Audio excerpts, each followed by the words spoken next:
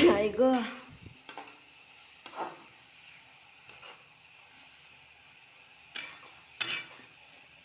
हे पात ना हरभऱ्याची भाजी म्हणजे पात चण्याची डाळ असते ना आपली, त्यात ती टाकून खूप छान लागते भाकरीसोबत.